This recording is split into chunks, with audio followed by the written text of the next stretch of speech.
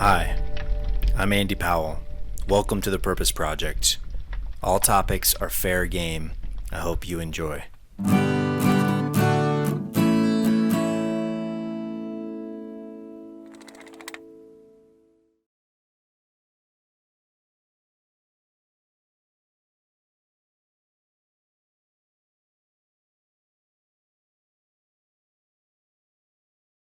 So Andrew Kielak, you Yep. go by Ranger. Yes. You were walking across America. March 10th, you started in South Carolina. Yes. And here you are in Northern Arizona on July 22nd. Yep. And you're going to end August what? August 31st. In LA. Yep. So you're traveling by mostly highways? Yeah, mostly highways. I don't really like going on hiking trails, mostly because I carry a backpack and I'm pushing a jogger stroller, a cart. So any kind of rougher terrain just kind of spooks me a little bit. Yeah. And for the most part, I have had host families that I have found along the route. And I like to make sure that at any given moment, if I need them for an emergency or, I don't know, just an evac for whatever reason, then I'm able to call them and they're able to get to me Yeah. pretty easily. Rather than being miles in on a footpath. Exactly. Right. Higher risk, harder to push. Yeah. And, For sure. wildlife, snakes, lions, tigers, bears, all that, you know what I All mean? the good stuff. Yeah. I'd rather just deal with the 2-ton cars coming at me 70, 80 miles an hour. Dude, I don't know. So when you're walking on highways, I'm picturing interstates, but you're probably talking more like 2-lane highways. Yeah. So like That highway. have a shoulder. Yeah. Hopefully they have a shoulder. I've walked on probably a couple 100 miles with no shoulder at all, where I'm kind of in the road. I see a car coming. I dip over, get back on, keep going. And in terms of the interstate thing, I think it's more so that it's illegal to walk on the interstate. I definitely have a few times. Yeah. Like coming from Camp Verde into Prescott, I had to get on the interstate for a few miles. And once I get to California, I'm gonna have to get on Interstate 10, I think, for about 10 or so miles. But that's kind of I don't know. I hope don't ask for permission, just ask for forgiveness if anybody says anything. Right. I mean, if you're walking across the whole country, you got to cut some kind of corners. You can't avoid all the interstates, I imagine. Yeah, Such and a I huge think if I distance. wanted to avoid that patch of interstate in California, I'd have to add an extra 100 or 200 miles to the route, which just to avoid, 3 or 4 hours and add several days, 3 or 4 days, doesn't sound like very Not worth it. Yeah. Yeah. The law makes sense until there's a necessity to walk on the interstate. And I think there's a weird exception to where if there is no other footpath, then they're more so of like hey, you shouldn't be out here. Yeah. And I think the worst case scenario for that is, hey, put your stuff in the car. I'm going to take you somewhere where you can actually walk. So unless the officer's having a really bad day and you're a real big jerk. Yeah. But I don't think that's either one of those will happen. So Yeah. So you've walked how many miles so far? 2,400? I think around 23 to 2400. That's gnarly. So when you're mapping this out, do you use like Google Maps and just say, hey, I want to go from here to there walking? Yep, exactly. And so, it takes you on, and that's the path you're following? for the most part. Yeah. So all I did when I first started was I just needed to pick a starting point. I needed to pick an end point. So the original start point, which is where I did start, was Myrtle Beach in South Carolina. And the end point has shifted several times. It was originally, Pismo Beach near San Luis Obispo. I think I switched it to San Luis Obispo. And then I realized that going up that way, it was like an extra 200 or 300 miles. Again, it just adds, unless I just went straight to the Los Angeles, straight to the ocean there. So what I do is, we were kind of talking about this a second ago, but the way that I kind of see it is like I'm a frog getting from one side of the pond to the other. And the way that I kind of envision those, I guess the milestones is like those are the lily pads. Yeah. So I'm like, okay, so I'm starting here, Myrtle Beach, ending in Los Angeles. Google Maps gives me like a basic, here's a route, which it only works on the desktop or the computer version. On the phone, I don't think it's powerful enough to do that whole route. I see. So what I've been doing is looking at it, I'm like, okay, so in South Carolina, I started Myrtle Beach. I got to get to Columbia, South Carolina. That's the first lily pad. That'll take me, it's like let's say it's 110 miles. Like that's 4 or 5 days of walking. I need to figure out where I'm sleeping in between there. And I call that swimming. So that's the first lily pad. And then I kind of figure it out from there, get to the big city, figure out what the next lily pad is, and so on and so on and so forth. And you mentioned host families. Mm-hmm. So people that are willing to give you dinner and a bed for a night or 2 or 3. Yes. Yeah. And I've been lucky enough. I was originally thinking that I'd be doing a lot more camping. Yeah. Kind of just stealth camping is something that a lot of cross country or through hikers do. And I did that my very first night, and I absolutely hated it. Why? It was terrifying. Where were you camped? So the very first day of the walk, my fiance was still in town. So I walked 22 miles. She picked me up back to the hotel room, fixed a few things on the cart, made sure my gear was good. She dropped me off the next day and went to the airport. And I had no idea where I was sleeping that night. Mm-hmm. And I think a veteran, I think he was an Army veteran. He pulled over and to talk to me for a second. Was like, "Oh, what are you doing?" Told him the whole thing.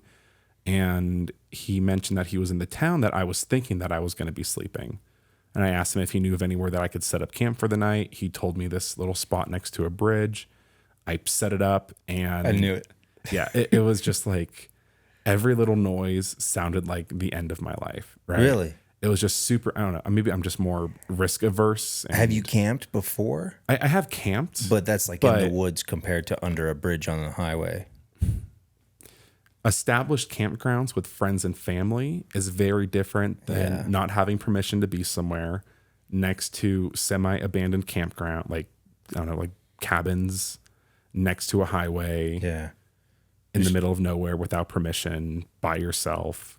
Kind of just weird places. And your fiance's now 3,000 miles away. Yeah. So that's why I didn't like it. I mean, just try and fall asleep. I don't know, the animals were stepping around and, probably sniffing the tent, trying to figure out what this thing was.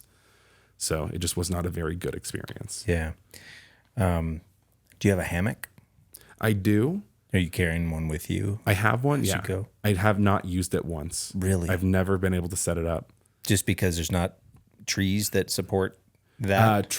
There's not trees that support it. I haven't camped very much. Mm-hmm. By the end of the day, if I do have to camp, I'm just like, I'm going to eat my food, set up camp, and go to bed. So not a whole lot of time for relaxing. Yeah. And the only other time I ever slept in a hammock, I think something bit me and I had an allergic reaction in the woods. Not good. And that wasn't very fun. So I haven't braved sleeping outside in a hammock again. Yeah. The host families are all or most of them pre-established before you leave. No. So you're doing it as you go. Yeah. Is there an app for that? So there's a few apps. There's Warm Showers and I can't remember the name of the other one. I downloaded them and they've been absolutely useless. Huh. I think the hard part for those is that you have to do them ahead of time rather than a few days or a couple weeks ahead of setting everything up. And I think for Warm Showers, I think that one's more so for long distance bikers. So I've seen some things where they say specifically in the listings, only for bikers, no hitchhikers. And I think they consider me a hitchhiker. So I get confused. Like, no, I'm not in that category, but I don't know why you're excluding that type of person too, but okay. But what I've been doing is posting on Facebook groups and just asking people whenever I meet with somebody, I ask them, try to get connections that way. But Facebook groups have been the number one way that I've been able to find host families when I'm passing through areas. Awesome. Are you pre-funded? Or do you have enough money to do this whole thing already? Or are you accumulating money as you go? Kind of, sort of both. So I saved up about 10 grand and that's about how much it's costed me for the whole thing. The biggest expense was insurance, like health insurance, because I don't have a job. I aged out of my parents' insurance. Yeah. So I was like, ooh, that wasn't a good decision to wait so long to where I would have to pay for it. So I'm on my fiance's insurance through her job. And it's I think it was like almost $300 a month for, dental, vision, medical, emergency, all the necessary things that I needed. So that was a pretty big expense that took a lot more of a chunk out of that savings than I thought it would. But I've had quite a few people when they pull over, they give me a few bucks or they donate to my coffee fund. It's an app called Buy Me a Coffee. Yeah. And I think it's just a cutesy way for asking for donations. Yeah. And then Yeah, I've done a few things through my coaching business, like a few presentations here and there, but those have been like 50, $60 at a time. So nothing Pretty minimal. pretty minimal on the injection of cash. Yeah. For the insurance thing, did you tell them that this is what you're No. doing? Definitely not. I didn't think so. No. That'd probably make it more expensive. Yeah. I was just like, no, I'm just unemployed now. Thanks. Yeah. Right. Or the- Right. How old are you? 26. 26. Yeah. Okay. And what made you want to do this? Yeah. Why are you doing this? Why the heck did I quit my job, fly across the country, send my fiance back? And Who hurt you? Who hurt you? So it all started in 2018. There's an artist named Mike Posner. Yeah. Have you heard of him? Oh, yeah. Okay, thank God, finally. So Nobody else has heard of him? it's very hit or miss. It's like a 30-70. Like 30% of people know who I'm talking about. The other 70 just kind of look at me like, who are you talking about? Interesting. Well, I didn't hear about him until, yeah. Okay. So he walked across the country in 2018, and I was a fan of him since, his cooler than me, I don't know, kind of F-boy phase that he went through. Yeah. And I thought, oh, wow, that's cool. That's exciting how, he's sharing stories. He's posting content, videos, reels, posts, still images. I was like, man, that's exciting. That's cool. I wish I could do something like that, but I'm not, insert all the reasons that were different, right? Like I'm not a multimillionaire. I'm not a platinum artist. I don't write songs for Justin Bieber, Maroon 5. I don't have the resources, the time, the skill, everything that I could list that made us different from the surface. And then kind of got put on the back burner. I graduated from university in December of 2019. So right before the world shut down. Ended up working in a pet store for the first few months of 2020. The other jobs that I had, the real jobs, all fell through because of the pandemic. I don't know, jumped around. I think between January of 2020 and I think February of 2022, I had maybe 9 or 10 different jobs. So just jumped around a whole lot. And around the beginning of 2020, I saw that somebody on Insta or TikTok had posted a video of them finishing their walk across the country. So, I was kind of in this weird phase of like, I don't know what I'm doing with my life. And I see this other guy and I'm like, are you freaking kidding me? He can do it, so can I. Yeah. So the cool thing about his was he did the last mile of his walk with Mike Posner. So I was like, who the heck is this guy? I think I saw that. Yeah. His name is Andrew Kivett. Okay. He's like a ginger kid. And he did a walk. I started looking into him. I was like, man, this is just a normal guy from Kansas. Like, I'm just a normal guy from California. Why can he do it, but I can't?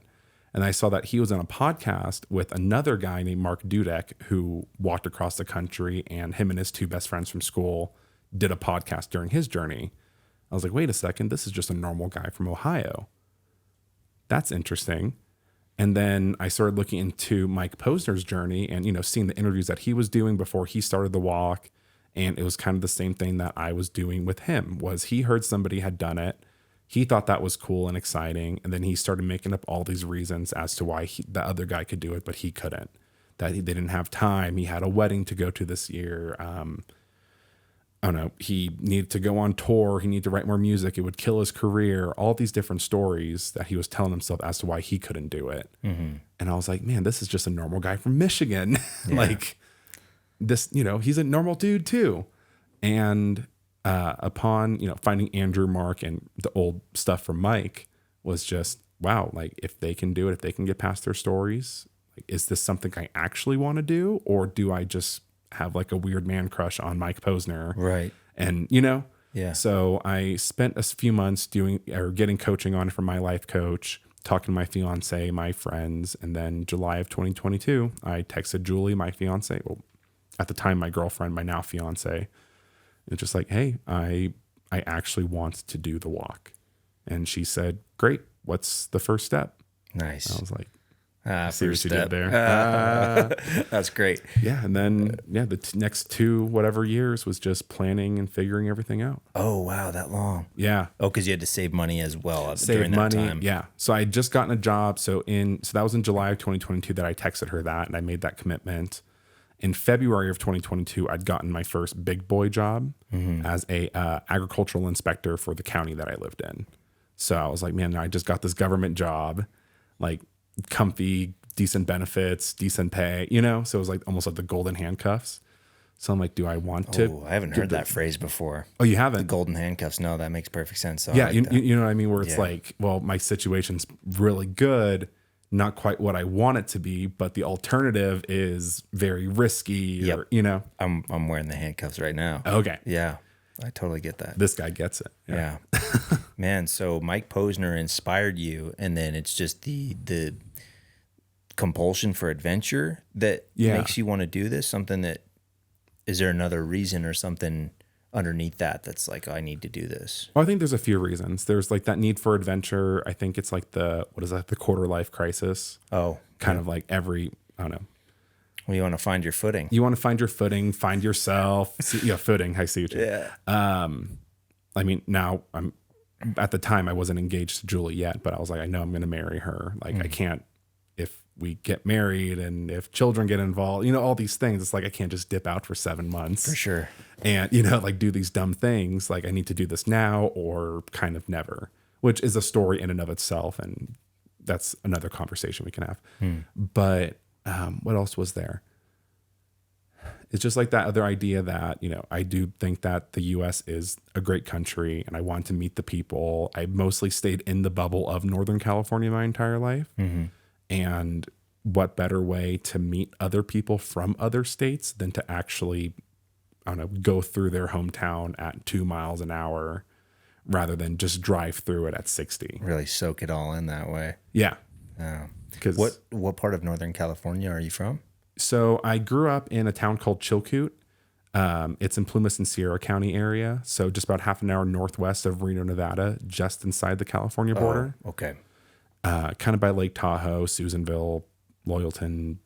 Yeah, just trying to throw out the near names. Tahoe and Reno are the ones I got. And There we go. I know I have a friend who lives a little further up in a place called Kelseyville, I think it is. Okay, It's quite a ways toward the top border, gotcha. but that's what I was asking. Yeah. But then from there, I moved to Davis, which is by Sacramento. That's where I went to school. And I moved in with my mom in 2020 in Modesto. And my fiance lives over in like San Mateo County, just south of San Francisco. So that kind of general Northern California area is where I spent a lot of time. Well, from what I've seen, people that do stuff like this, go across the country on foot or on a bicycle or whatever, usually they'll have like a trail vehicle or like a team or a crew. And you don't have any of that. Nope. You got a stroller. I have a stroller and a backpack and a teddy bear that I attach to the side of the backpack. Yeah, that's a step above a shopping cart, I think. So, Yes. this stroller, did you pick out a specific stroller for this journey? Did you research jogging strollers? How did you go about what gear you're going to take? So for the most part, I kind of determined that the 3 most important pieces of gear were the shoes, backpack, and the stroller. And what I did for the shoes, I walked into an outdoor store, Shields in Sparks, which is next to Reno, told them what I was doing. They gave me a pair and I left. Then in the one of the REIs in near San Francisco, walked in there, told them what I was doing, asked for a backpack. They gave me a backpack. For the stroller, It's very trusting of you. I was like, I figure They'll know. one of the little sayings I've kind of developed over it is that if you want to know about the field, ask the cows. Which Nice. kind of, if you don't think that if you forget that cows can be kind of a mean thing to call people, it makes sense, right? But if you want to know about an area or you want to know about something, you have to ask the people or the things that are in it every day that know what they're talking about, not just the people on the internet that would, say whatever. Yeah. So when it came to the cart, I kind of just figured, jogger stroller, I can just order that off of Amazon. It doesn't really matter because I figure for the backpack, I want one that's like high quality for the shoulders. That's not going to break. For the shoes, I want good support. Do you have the waist strap on the backpack? Yeah. Okay. The chest and the waist. Yeah. Yeah. Awesome. So for the stroller, I just went on Amazon and I typed in jogger stroller, got the highest rated one. It was like $150. I was like, cool, we're set. We got it. That's cheap. I didn't know that at the time. Ah. So I just got into, I think, Athens, Georgia, which is only a few hundred miles into the walk. And I think by Columbia, South Carolina, the rubber part of the wheel had broken. So I was like, Yeah. okay, this was meant for soccer moms to use twice a month for a few years. Okay, makes sense. So I upgraded to BMX tires, threw those on, totally fine. But walking into Athens, I was about 10 miles out when all the spokes started falling out of one of the actual wheels. And, I'm pushing on the side of a highway. I'm like, okay, I don't think this is going to work. So that was the first time. No, that was, well, technically the second time. The first time was when the tires exploded. The rubber exploded in just outside of Columbia. I had to get an Uber to the nearest bike shop, which I kind of just took that as an L. I was like, okay, I'm losing out on 8 or 9 miles. It's either that or the tire, it bends the rim and then I need to get a whole new cart and that puts me back anyway. So I was like, okay, makes sense. So what did they do? Tighten up the spokes and replace the tire? So for the Columbia where the rubber part broke, they just sold me the new tires, put new tubes in, sent me on my way. Okay. When the spokes started falling out, there was nothing to be done because I think by that point, the actual rims had been broken, like bent or snapped or whatever. So I got another Uber into Athens to the hotel, threw away that old cart. The REI in town was only about a mile away. So I walked in there.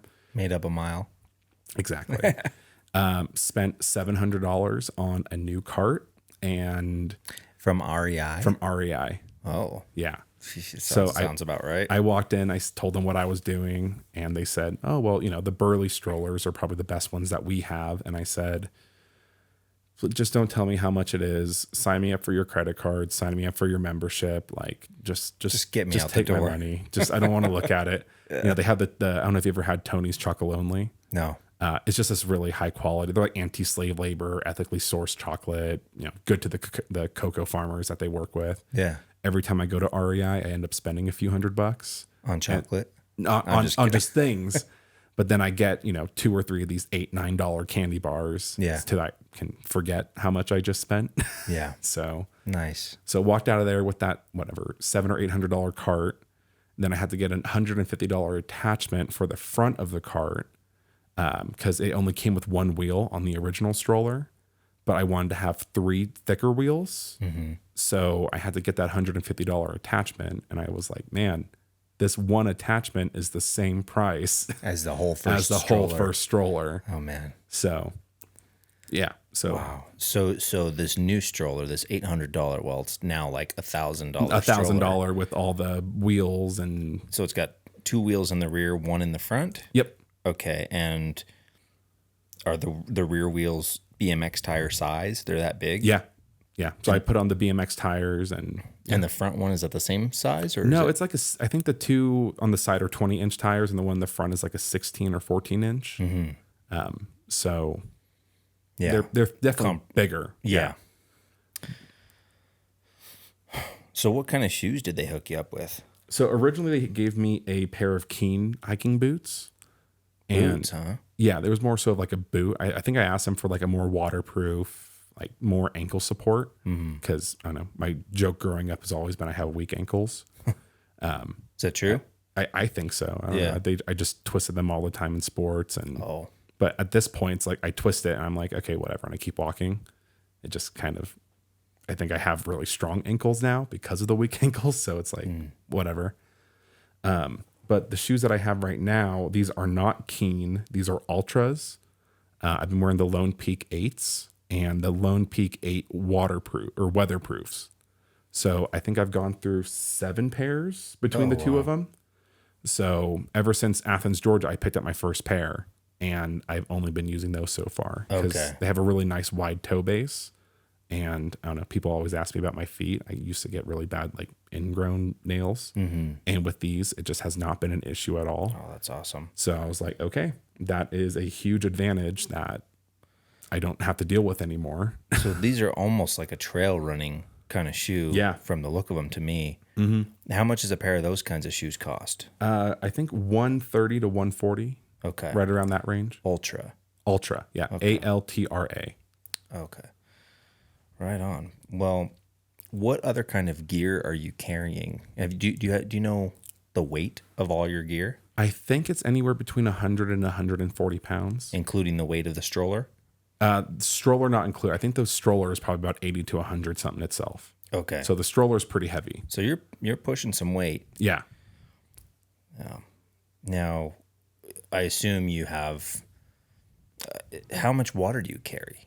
So because I have so many host families lined up, I've been max carrying about 4 gallons of water a day because water is very, very heavy. Yes, it is. And my big concern is, I carry 6 or 7 gallons and something in the cart snaps, and that's even worse, right? Yeah.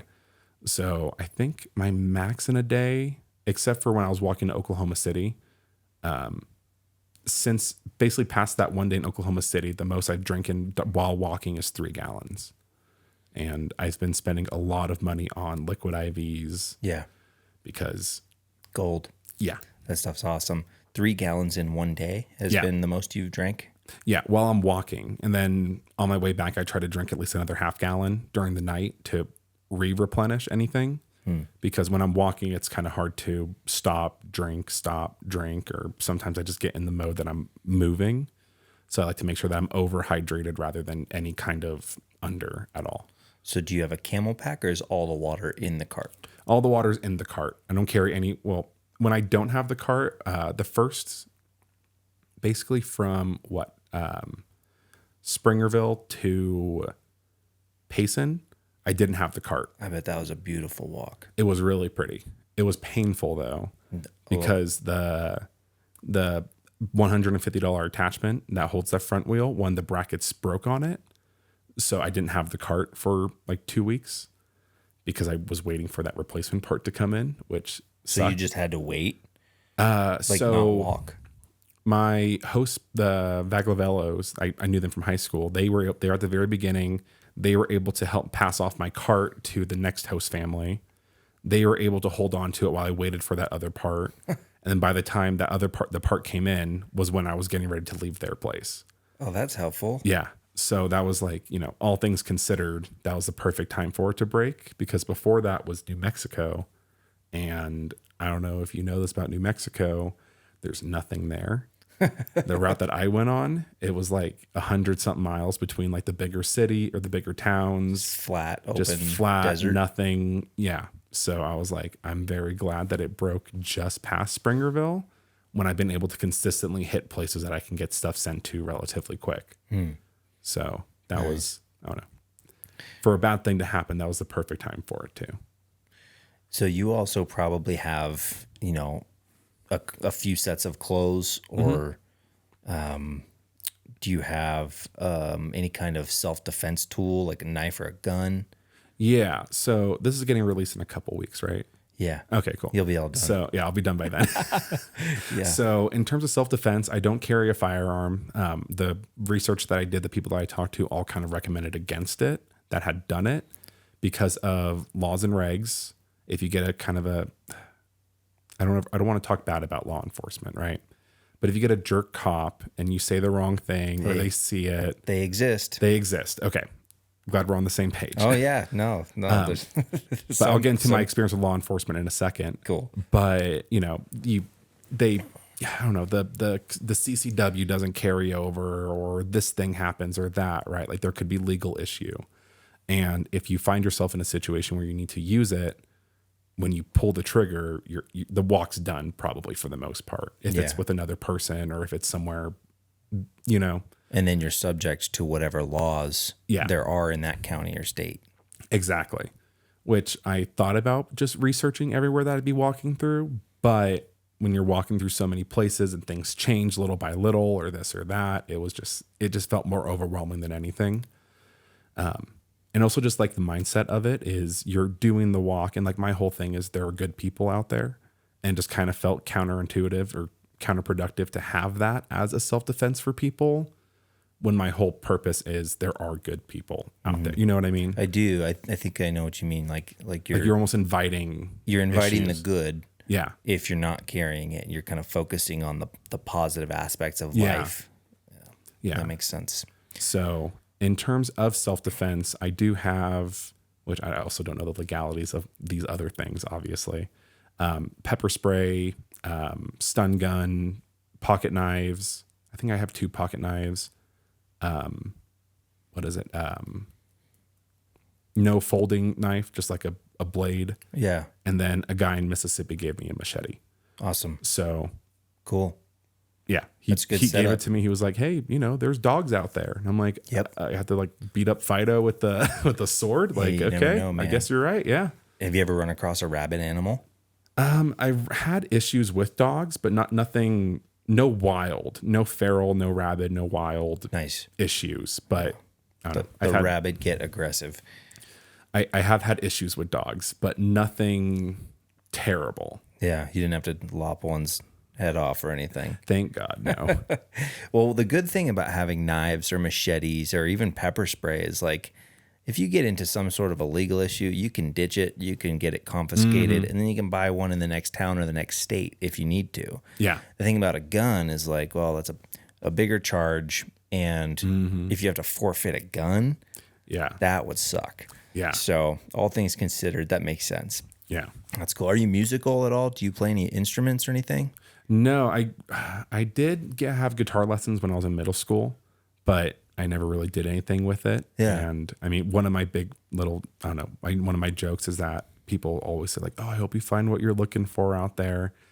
And I tell them that I'm looking for 2 things: a mandolin guitar and a belt buckle On your walk? on my walk. I want to be gifted a mandolin guitar from like a wise sage, I don't know, community leader, and I wanted to win a belt buckle somehow. But neither one of those have come true, but I still have 400 miles. It's because you're sticking to the highways. You got Because to I'm go on the sticking to back highways. roads. I know, but the back roads are harder to find people, and Yeah. I don't know. I feel like the mandolin would have to come from someone that doesn't have Facebook and social media. Yeah. Exactly. Yeah. But we'll see what we can do in the last few Right hundred on. miles. Well, I was gonna say, man, the best concealed carry instrument is a harmonica. You take that thing anywhere. You just need your breath. You can make all kinds of good music with it. Yeah. So when you're walking, are you listening to music, podcasts, Yeah. audiobooks? All of the above. Yeah. So one of my best friends from high school, he has a remote job. So him and I think we've probably put a few hundred hours on the phone together, Cool. which has been really nice. Just, it helps me in terms of my psyche of like, I don't miss home. Like, I miss home still, but it's not painful. Right. So I talk to him a lot. One of our other best friends from high school, he drives a lot for his job. So I talk to him a lot. My fiance has like a 45-minute commute to and from work. So I'm able to talk to her a good amount. So Oh man, that's good stuff. yeah. And then, music, podcasts, audiobooks, I listen to a lot of stuff. So about how long are you walking between, let's say, lily pads or host families? It's really hard to say. Just in Arizona, I've spent a couple days with each host family, and then I get passed off to the next one, and then the next one, the next one, the next one. So you're really only walking during the day, and then you get a host family at night? Yep. Okay. Yeah. So the majority of the time you're stopping at night Oh yeah. inside. Yeah. Okay. I have not had to walk. There's only one day I had to walk for an hour of dark, and that was into Tupelo, Mississippi. And that was because a news station stopped me for about 2 hours to talk to me, which was great. Loved getting on the news. But it pushed me back just far enough that I had to walk at night and, Do you have any kind of lights with you? Yeah. So I had a headlamp and a pretty solid flashlight I got from, I think, a Bass Pro Shop. And again, I was like, hey, what's like your brightest, reasonable flashlight? And they just kind of gave me something. I was like, cool, thanks. Nice. So that was nice. And I just kind of had the light on my cart for that hour, just making sure people could see me. So Do you have a way to make fire?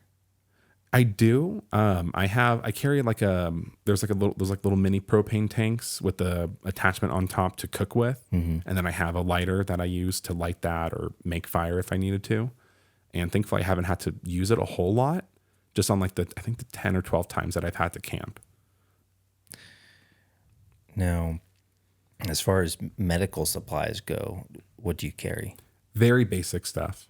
Just the basic first aid kit. Have you had any issues with blisters or anything like that? Yeah. Yeah. My first few weeks, Mark and Andrew, they were telling me that the joke is you have to get your walker's feet. And I was like, what are you talking about? They're like, oh, haha, you'll find out. I was like, okay. So What do I do to prep for it? They're like blister Band-Aids. I'm like, okay. And when I got into Columbia, South Carolina, I took my first, I think my first 3 days in a row off. And the blisters were terrible. Like just on one toe, top, side, and bottom had a blister on one toe. So it was just like super bad pressure pushing on the toenail. Like it just hurt. So I had to like pop everything, clean it out really well, put Band-Aids on it. And it's like the Band-Aids don't even work because they're not meant for people that are walking 20 to 30 miles in a day. It's like the office workers that got a new pair of shoes. So they're like, you can try the Band-Aids. You can keep putting padding in there. Use moleskin for the sides and the back of your shoe. Moleskin's good. Yeah. Especially for like the sides and the back, but inside by your toes, it's hard to get it in there and do anything with it. So what material of sock do you use? Either cotton or wool. I say either cotton or wool because one is really bad and one is really good. I have a book called How to Walk Across America Without Being an A-Hole. And in the book, really the title? Yes, that's the title. Yeah. So that is like I thought I was going to write the how-to book. And then one of the other guys, Mark, sent that to me. And I was like, okay, I'm not writing the book on how to do it because this book is gold. And in the book, he says, use blank. Do not use blank. So I went to the store, bought the pair of socks that he said to buy and ignored the other one. But since I only have to buy socks once, I have it kind of switched in my head and I can't remember which one is good and which one is bad. So I don't know if you know anything about socks, but not really. Okay. I know that wool, if it's wet, it'll still keep you warm. That's about the extent of my okay. Then wool I versus think it cotton. might be wool if it's more breathable. And So you are carrying both materials with you, or you no, just picked the one, and just you the don't- one. Which one? I don't know. Okay, whatever you bought, you don't Yes, remember what it was. because it was like the big words, do this, not this. And I just made sure that it said the do, but you know what I mean? So you got the right ones. I got the right ones. but you don't I know that remember for which ones they sure. are. I think they're wool. They look like wool. Okay. Then we'll say wool. We'll say wool. We'll say awesome. wool. Then, what other kind of stuff do you have that you're carrying with you? Do you have? I'm assuming you have some sort of a hat. Yeah. Do you have sunscreen, Yeah. So I use sunglasses? sunglasses. I have sunscreen. It's like the mineral sunscreen. It's like for sensitive skin. I have eczema, so that is something that I have to constantly be worried about. You know, I'm allergic to pretty much everything. So that was a big concern. No sleeping in the woods. Yeah, no sleeping in the woods. But no. So what was it? Again, a lot of jokes of my life, right? So I was an agricultural economics major. I was in the Future Farmers of America, but I'm allergic to cats, dogs, not sheep, but hay, common molds that are found in barns, cattle, horses, kind of everything. It kind of just triggers the itchy scratchiness. So I've had to carry my steroid creams, allergy medicine, just really make sure that I have everything to kind of avoid breakouts. And I've only had a couple throughout the entire walk. So Do you carry food with you or snacks of some kind? How do you pick what snacks to carry? So I'm working with a nutritionist. She kind of gave me a whole list of foods to aim for as best as I can. And, you know, her thing is like, you know, she's not telling me to eat fast food, but she's also like, I understand that you need calories above anything else. So try to hit the baseline, make sure you get your carbs, your proteins, your fats, your good fats, your veggies, your fruits. Try to eat clean for the other several thousand calories that you burn a day, but just do your best, right? So I carry a lot of tuna, I carry tortillas, bread, peanut butter. When I know that I'm able to keep it cold, like jelly and a few other more perishable condiments, I guess. Do you have a little cooler? Yeah. Okay. Yeah. So I have the cooler. What I usually do is I freeze a gallon of water and I keep it in there and I keep that with the other stuff. Yeah, that's smart. Yeah. Because if I just put regular ice, one, that's a waste because I can't really, drinking the ice water feels kind of gross and icky. Yeah. So just freezing the gallon just makes more sense. Yeah. But yeah, and then I've gone through different phases of the snacks I like to eat. I kind of go for high calorie, taste good. So I think for a while I was super into Cheez-Its and then pretzels and fruit snacks. Right now it's Pop-Tarts because they're super high calorie, which I don't know if anybody's ever seen how many calories are in a Pop-Tart. No. Yeah. If you don't want your feelings hurt, don't look. I don't eat Pop-Tarts. I haven't Okay. I haven't in so long, but I also don't really look anymore. I look at the ingredients more than I look at any of the calories. I'm just like, eh. Yeah.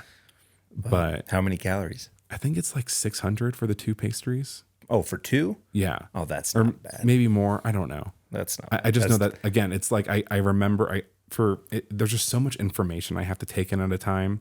It's like I just make sure that it looks good at that first look, like with the socks. Then I'm like, okay, it's a go. we're going. Yeah. Cool. What's the most exciting thing that's happened to you on this trip? Yeah. So I was thinking about whether or not I wanted to tell the story. And I think this will be the first interview that I kind of mentioned this on. Cool. But I think the spookiest moment, I won't say exactly where it happened, but I may or may not have found a dead body. There we go. May or may not. May or may not. How do you, okay. Why may or may So not? I was walking. It's mostly for my own mental health. So I see. so I was just walking like a normal day and I pulled over to, I don't know, pee on the side of the road. And I walked down and I looked over in the culvert because I smelled like roadkill, which when you're walking across the country, you smell a lot of roadkill. And whenever you smell it, you're like, okay, where is it coming from? Like, is there anything eating? You know what I mean? Like just for making sure that, have an eye on it. Yeah. Make sure there's not a bear eating it that gets jealous. Something crazy. Yeah. Yeah. So I look over and there's a black trash bag and there's like a weird substance around it. And what do you mean? Like a liquid? like a liquid. It was in the dirt and it was like a rust colored discoloration. So I'm like, oh, that's weird. And I picked up this really long stick next to me and I poked it and a red substance poured out with these like tick looking bugs. And I was like, okay, there is something dead in there. I'm getting out of here. So I didn't use the restroom. I just grabbed the cart and I think I did 3 miles in like 45 minutes, like just getting out of the area. Cause I was like, I am terrified. I don't want to be anywhere near here. So you didn't see whether or not it was actually a person? I did not, because the inside of the bag was another bag. So it was double bagged. So whoever did the thing, thank you for that. And when I poked it and I saw that there was a second bag, I was like, oh man, I can't see it. No, it's probably a good thing that I can't see it. Because now it's like that. I have that plausible deniability for my own psyche of what it is. But yeah, I called it in. I called 911, gave an anonymous tip. I was like, I don't know what it is. I think there's something dead. It smelled like roadkill. I called one of my buddies. He's like, Ranger, it's probably just a deer. They probably killed it illegally. Come on. I know. It's possible. I actually did find a dead, probably a deer on the side of the road in a black trash bag one time.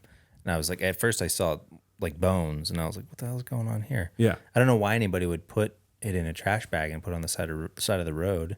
Why the trash bag? What if we're it's thinking, not a person? What we're thinking is they killed it, I don't know, took all the stuff that they wanted from it and Belt didn't buckle, mandolin. Yeah, they took all the stuff from it and then just put it in the trash bag. And then there's probably some law that you can't dump carcasses in a landfill or something. I don't know. And they just threw it on the side of the road like you would throw out like a pea cup or something, which you also see a lot of. Gatorade bottles full of urine. Yeah. I bet. But yeah, again, for my own psyche, I'm like, I'm pretty sure it was just an animal, but that was like one of the spookiest things because by yourself in the middle of nowhere, so I was like, okay, that's gnarly. Yeah. Cool. Now you're raising money for some particular nonprofits or charities. Yep. Which ones are those and how do you choose those ones? Yeah. So I'm working with an organization called the Wander Project. And what they do is they work with athletes that are doing, 10Ks, 5Ks, half marathons, ultra marathons, or walking across the country now because of me. So I'm the first one on that end. Oh, cool. But they basically just give you the tools and support and equipment to raise money. So I've been working with them to raise money for 3 nonprofits. And they are the Future Farmers of America, the National FFA organization, Bigger Than the Trail, and then the Hospice Promise Foundation. So the Future Farmers of America, I was a member in high school. So all 4 years of high school, I started a veterinary science team at my school. I was secretary, president, board chairman, event director, all these different titles and things. And like I said, I was homeschooled up until high school. So that was a really great opportunity for me to, I always say it's a good place for students to fail, because I feel like that's the best place that people learn, is when they screw something up or something doesn't go their way, and they can kind of look at it and say, okay, what did we do wrong? What can we do better next time? And the money that I'm raising for them goes specifically towards their project grants. So kids can apply for these $1,000 grants at the national level and get money for their first sheep, or to buy lawn care equipment or a chainsaw, or, down payment on a truck or something for a I don't know, trash removal. I don't know. You know what I mean? Yeah, it just gives them more opportunity to pursue that. Because my parents, like, they were able to buy me whatever I needed for the most part. Nice. And I know that there were some students that, had they had that opportunity, that first injection, I'm pretty sure they would have gone further than I did in the organization. So cool. I'm like, that's a good way to kind of support the community and get more kids to do more cool things. So that's the money that's going towards the Future Farmers of America. The second one is called Bigger Than the Trail. And what they are, they're a group of runners, and, trail runners, half K, ultra marathon. I feel like ultra marathoners are way crazier than I am. 100 something miles in a day or two is like, oh yeah, that's no joke. Do you run at all, or are you just walking? Yeah. So I don't run on the wall. Like when I'm doing this, it hurts. There's a lot of impact. Yeah. It's not, there's no reason to really, when I have 12 hours in a day to walk, I don't need to run. Yeah. But they're runners that raise money to provide free mental health services to people that need it. So therapy, counseling, the services aren't just for other runners. It's just that they're just runners that raise money for free therapy, basically. And around, I think 2017, that's when I was my heaviest, which was around 300 pounds. Oh, okay. And I was, varsity athlete, super, fit and athletic in high school. College hit, and I don't know, it was like a rough mental health period for me. Yeah. So I ate way more than I should have. Yeah, stress eating. Or the gallon of Mountain Dew I drink every day. Gallon? Okay, maybe 2 liters. 2 liters of Mountain Dew a day almost. Wow. So that wasn't the greatest for me and probably my kidneys. Yeah. So. Yeah, no kidding. But no, I looked down one day and couldn't see my toes, and I was like, oh, this is gotta go. I gotta do something different. Yeah. So I ordered a Spider-Man shirt off of Amazon, and I love Spider-Man. Yeah. So I was like, it was like the thing I needed to like push me over the edge, to like give me a little bit more confidence. And did you order it in 3XL or did you order it in medium? I ordered it in XL, and I wore 2XL at the time. Okay. So it was like a little bit tighter than I would have liked. Yeah. But I think that was kind of like another extra push. Yeah, right? exactly. But then I started doing what I would call my night runs. So I lived in the fraternity house that I was in at the time, and I would sneak out around 2 a.m. and I would go for runs around town because, nobody could see me. Nobody would say anything and I don't think that any of the guys would have made fun of me for going for a run at all. But it was just like, what can I do to kind of control the situation to make me feel more comfortable? Yeah. And then once, I think one of the guys was like, have you lost weight? I was like, yeah, I've been running. He's like, when? You're always here. And I'm like, well, you sleep, right? Yeah. So I used to actually do that with bicycling. I'd go late at night bicycling, lost over 100 pounds doing that. Thanks. And then gained a bunch of it back. So it's been a roller coaster. I've done that 2 times, lost a big chunk of weight 2 times and gained it all back again. So that's a struggle that I can relate to. Yeah. But yeah, late at night, those good, the exercising outside with no traffic, no people. Yeah. It's kind of surreal. It's nice. Yeah. It's like nice and quiet. It's just like cool. Yeah. Yeah. But yeah, so that was great for my mental health. So when I found out that there was an organization of runners that ran for mental health, I was like, perfect. That aligns with something that's worked for me in the past. And then the last one is the Hospice Promise Foundation. And what they do is they provide non-medical hospice related expense relief. So what that means is people that are in hospice treatment, what they do is they come in and help fund things like groceries, utilities, rent, home repair, transportation, final wishes, and burial assistance, and anything else that kind of falls around or adjacent to those categories. And the reason I picked them is Grace Hospice of Tulsa, Oklahoma. They work with the Hospice Promise Foundation, and Grace Hospice are the people that took care of my my Papa Larry while he was passing from Alzheimer's. So my Nana Rose was the primary caretaker for a few years. It got to the point for her that it was unbearable, and then Grace stepped in and helped her out for the last few years. So, and I didn't realize it when I picked those three, but it really lines up with like a very much a beginning, middle, and end of life. So I was like, man, that's pretty solid. Like, giving kids the best opportunity that they can to develop skills, supporting adults through mental health crises, and then helping families focus on their relationship with their loved ones at the end of their life. So, that's great. Kind of a big tenet of my coaching practice is a life worth remembering is one of the taglines. So I think that all kind of just culminates together into a life worth remembering at the end of the day. You have a coaching practice yourself? You coach others? Yeah. What do you coach them in? Yeah. So what I do is I coach entrepreneurs and nonprofit leaders. I'm still figuring out exactly how to say it, but basically it's more so the personal life of entrepreneurs and nonprofit leaders. So one of the things I help them with is developing themselves as the person behind the mission. So what I've noticed is a lot of entrepreneurs and nonprofit leaders, which I'm just going to say entrepreneurs from now on for clarity, they'll kind of throw themselves into their work, forget about their personal health, their relationships. And I've noticed that some entrepreneurs do struggle with personal finance as well. So what I do is I kind of come in there and I help them focus on themselves. It's kind of like the virtue of selfishness. Like you can't pour from an empty cup. I'm here for you, like this 1 hour a week for you to talk about your issues, figure out the issues or the solutions to the roadblocks in your way so that you can be a more effective leader during the week. Yeah. So how long have you been doing that? I've been doing that.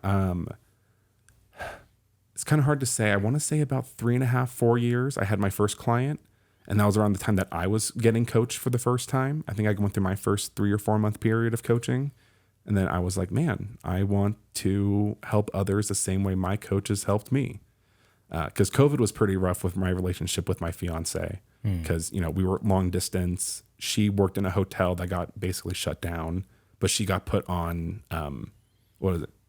she got COVID pay. I know what you're talking about. I don't remember. Yeah. Furlough, I think so, something like that. Furlough, I think. Basically, she was able to sit at home, get paid, and not really do anything. Whereas I was an essential worker in the pet store. Then I got a job in a bar, then at a vineyard and at food place. You know what I mean?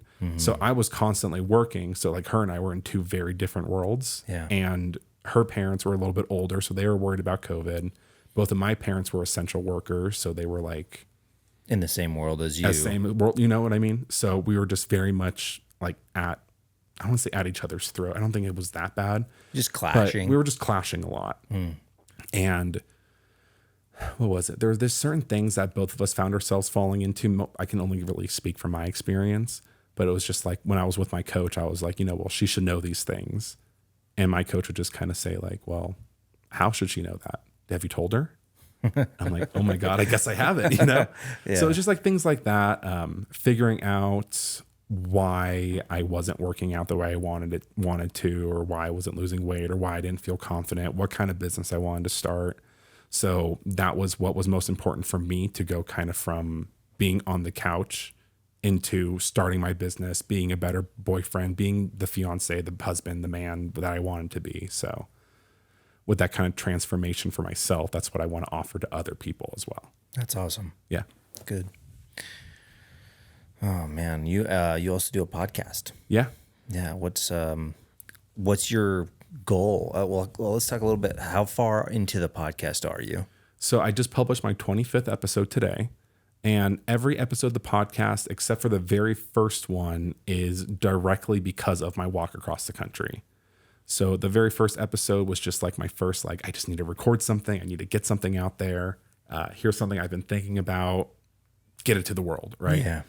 And basically episodes 2 through 25 have my very first interview episode was with Cold Blooded Caffeine Company, and they're my coffee sponsor for my walk across the country.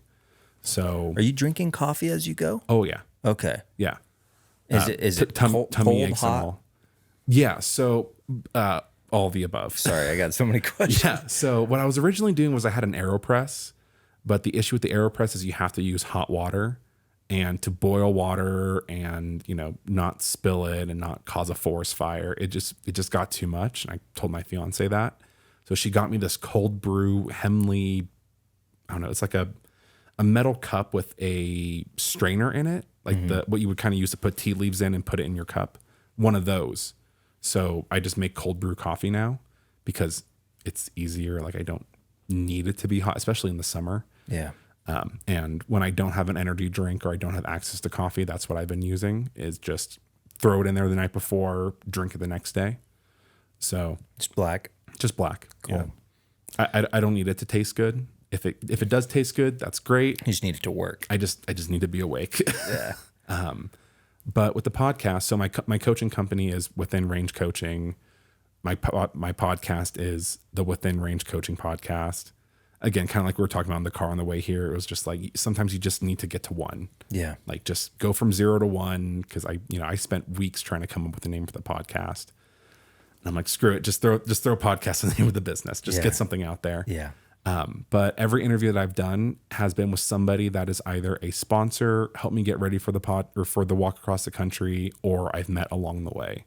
So I have an interview with my coffee sponsor, with my personal trainer, my yoga instructor, nutritionist, who else? I don't know, just pretty much everybody. Each of the nonprofits that I'm raising money for, the Wander Project, FFA, Bigger Than the Trail, Hospice Promise Foundation, and then other nonprofits or businesses that have either hosted me or in some way impacted the walk across the country. Cool. And I asked you earlier, you're not drinking any alcohol during this entire walk. Do you drink alcohol normally? No, so I'm sober now. Okay. In college, I kind of had a rough go. I just kind of realized that I'm the worst version of myself when I drink. Yeah. Whether it's like I'm more sensitive anger wise or sad or, and hangovers hit me super, super, super, super hard. Yeah. So Just not worth the trade-off at all then. not worth the trade-off at all. I'm like, Right there's on. literally no benefit at all. But the thing is, like, I worked at a vineyard. Yeah. So I got, I like the taste of alcohol when it's nice, when it's Right. good, right? Yeah. So fun fact, I just got accepted as a brand ambassador for Athletic Brewing Company, which is a non-alcoholic beer brand. So I've been drinking them a lot more. Okay. So it's like, cool. So at This the is end fun. at the end of a long walking day, you do kind of get to have a cold beer. Yeah, exactly. Okay, So like that's where I was going with that. So at my hotel room, I have I just did like a shipment of like 4 or 5 different flavors, and my fridge doesn't work the greatest. So I just went down to the ice machine, dumped a bunch of ice in the sink, and I have all my brews in there. There so you go. I think today I had like 2 or 3 while I was making content and doing Getting stuff. crazy. I know, just absolutely sloshed off of non-alcoholic beer. Right on. So what's your goal with your podcast? So my goal with the podcast is so my mission for the walk overall is to highlight, learn from, and work with people in the U.S. that are making a real difference in their community. So with the podcast, it's kind of my way. Yeah, exactly. So my whole goal with the podcast is to highlight people that have helped me or impacted in some way, right? So that's my kind of like a thank you to them. On the learning from standpoint, I try to focus in on something and like try to pull nuggets out of people on the show for myself and for the people that are listening. Speaking my language, man. Yeah, exactly. Yeah. Because it's like, I don't know, like when you ask people to be on your podcast, everybody wants to hear them self-talk. So, Mostly. I have had some people that are, I don't know, I think more shy, or they don't really know what to say, or What I've noticed with people is that they'll put the headphones on and then they'll hear their own voice and they'll be like, oh, this is different. oh, this is what I sound like? Yeah, exactly. That's kind of fun. Yeah. You got to kind of just tune it out after a while. What I have to do with mine is I publish almost every episode without listening to it first because of Self-judgment? self-judgment. Yeah. But once it's published, then I'm like, I need to listen to it just in case there's something wrong now. But I can't bring myself to do it unless I have that extra push. Yeah. So That's like a funny thing that I've noticed about Yeah. myself. Well, that's good. But yeah, so it's kind of like a thank you to them, learning something from them. And then for my own learning, and again, as an entrepreneur coach, I want to kind of pull out those different things and put them into a format eventually that can serve others as well. Yeah. That's awesome. That's fairly similar to mine. You mentioned helping to serve the community that you're in. Yeah. And that's one thing that's pretty big on my list. And speaking to, the part of us people that's in everyone that values goodness.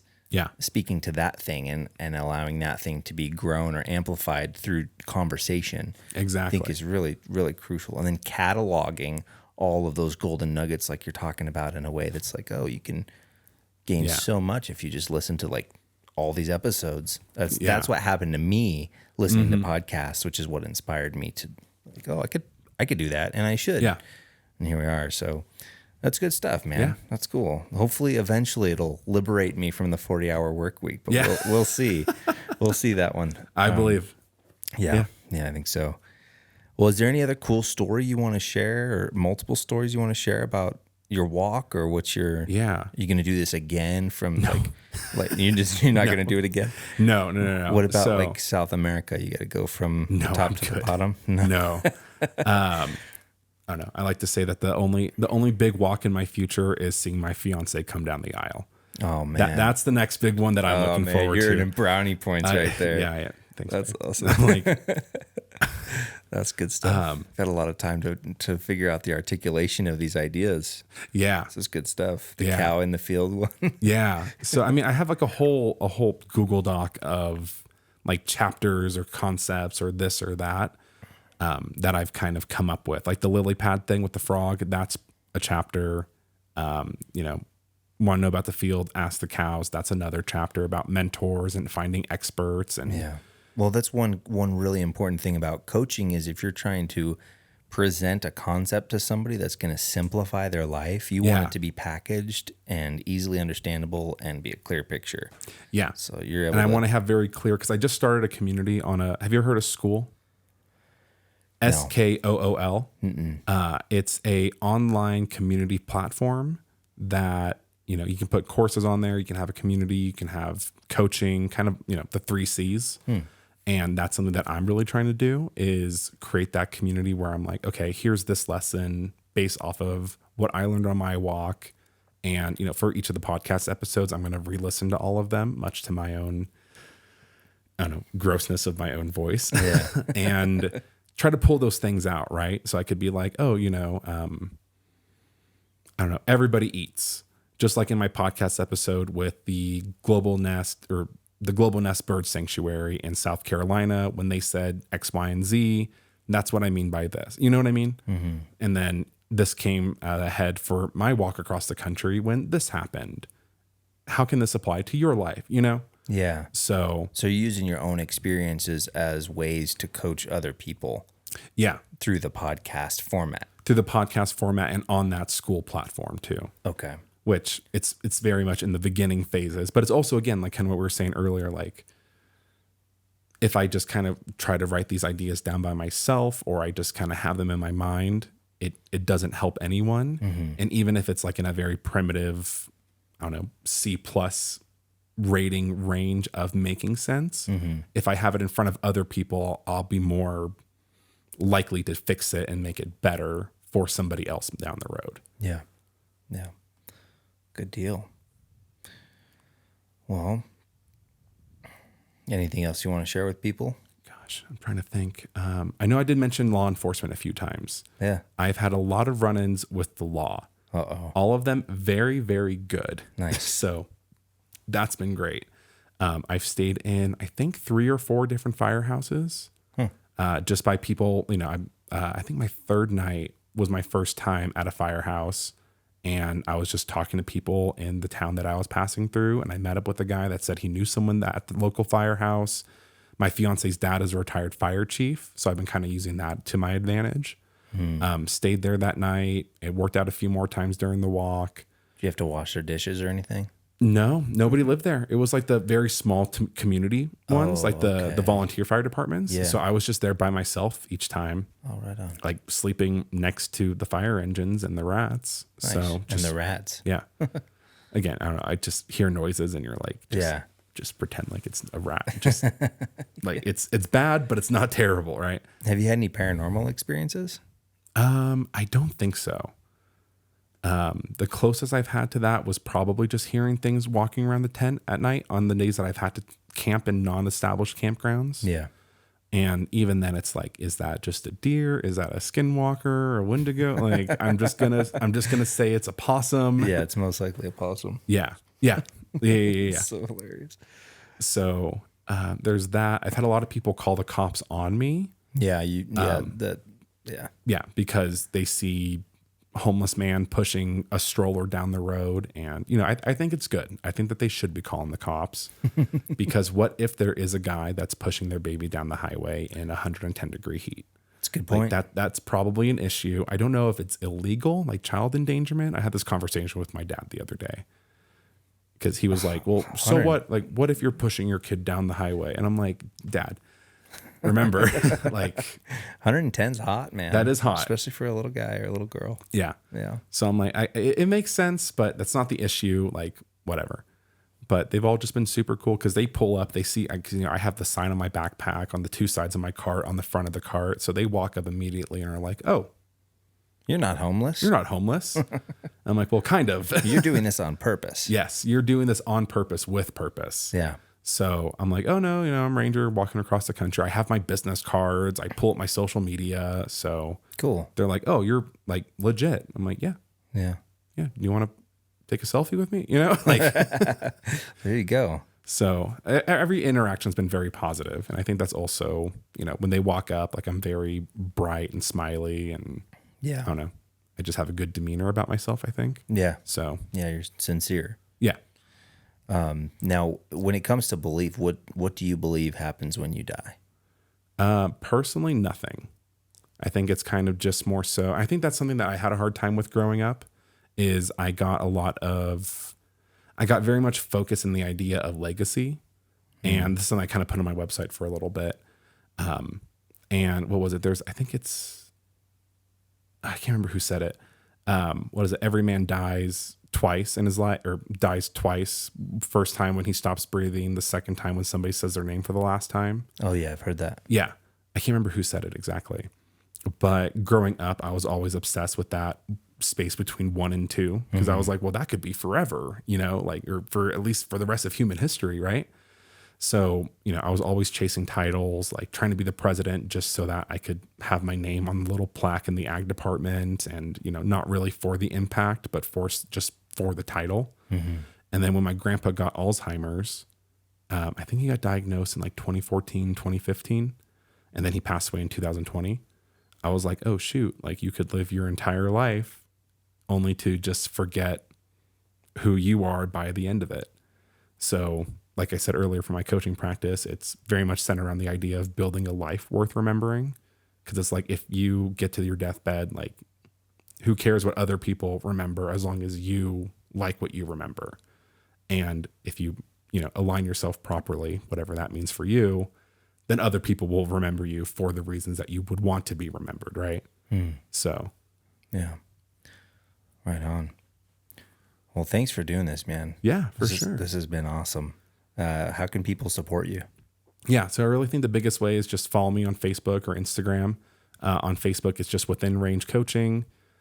For now, and I think for a few months after the walk, if you type in Rangers Walk Across the USA, it'll pop up as well. But Within Range Coaching is going to be on there for the rest of forever for sure. Instagram is Within Range _coaching. And then that Skool community I mentioned, you can find it in the link in bio for both of those. I'm switching up the domain name for it right now. So okay, well, I'll put whatever one you land on. I'll put that in the notes. Okay, perfect. As well as the nonprofits that you're raising money for. Perfect. Get all that stuff in there. Perfect. Thank you. Well, cool. Thanks so much, man. Appreciate it. I appreciate it.